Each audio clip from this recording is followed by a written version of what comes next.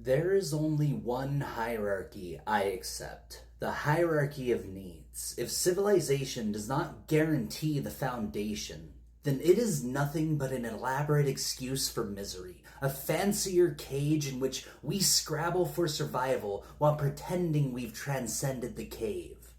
If you cannot feed the hungry, shelter the homeless, heal the sick, and free every person from fear, then what are you doing?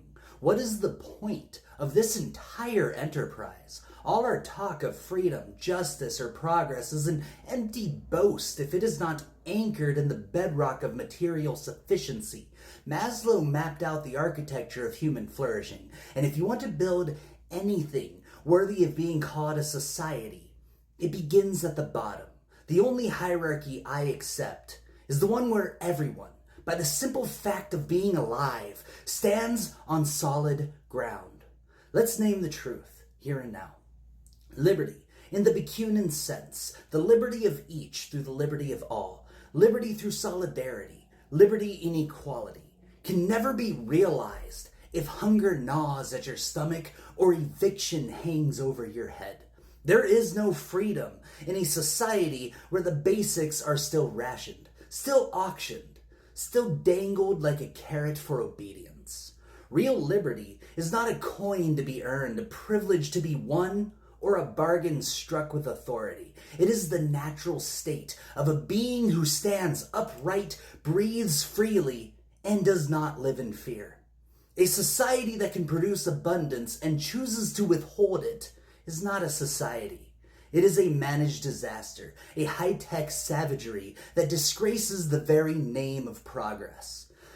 Strip away the lies of meritocracy, of personal responsibility, of market incentives. None of it justifies a system where the base of the pyramid is always crumbling, where millions spend their lives trapped on the lower rungs, never knowing what it means to be secure. The Enlightenment gave us the language of rights, life, liberty, and the pursuit of happiness. But for centuries, those words have been hostage to scarcity, rationed by the powerful, administered as favors by the few who claim ownership of the land, the labor, and the future itself.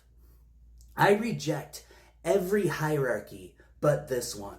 First, secure the ground, food, water, shelter, safety. Then, and only then, let us talk of the higher things. Let us speak of love, creativity, meaning, self-actualization, not as a privilege for the lucky, but as the birthright of every person who draws breath. To do otherwise is to pretend that civilization is little more than an organized brawl, a ritualized struggle for scraps dressed up in the language of patriotism or tradition or technocratic optimization. Bakunin saw, with unsparing clarity, that the promise of liberty dies every time it is delivered from above, by the state, by the church, by the clever or the cunning. Freedom cannot be bestowed. It can only be constructed, brick by brick from the ground up. And it can only flourish when my freedom is not a limit on yours, but the expansion of both. There is no liberty in competition for survival. There is only anxiety, resentment, violence, and decay. The liberty that matters is not the right to scramble and claw. It is the right to stand without fear, knowing the base is guaranteed, the future is open, and your dignity is not a favor, but a fact. Every society draws its lines somewhere. The tyrant draws them at the perimeter of his palace. The liberal draws them at the boundary of private property. The technocrat draws them wherever the algorithms say the margin lies. I draw the line here. The base of Maslow's pyramid, guaranteed for all. Not as an act of charity, but as the non-negotiable foundation of civilization itself. If that cannot be secured, nothing above it can be justified. What is this liberty of each through the liberty of all? It is not the freedom of wolves among sheep or the privilege of the few at the expense of the many. It is the lived knowledge that your flourishing strengthens mine, that no one's well-being requires another's deprivation. Solidarity is not an ornament or an afterthought. It is the engine of civilization, the living architecture that prevents the return of the cave. This is not a utopian fantasy or an unreachable ideal. It is the only rational foundation on which to build the future. We are past the point of pretending scarcity is natural or that hierarchy is eternal. We are the first generation with the power to end hunger, homelessness, and insecurity. Not in theory, but in the lived reality of everyone. The only reason not to do so is the defense of privilege, the defense of those who need suffering to justify their own position.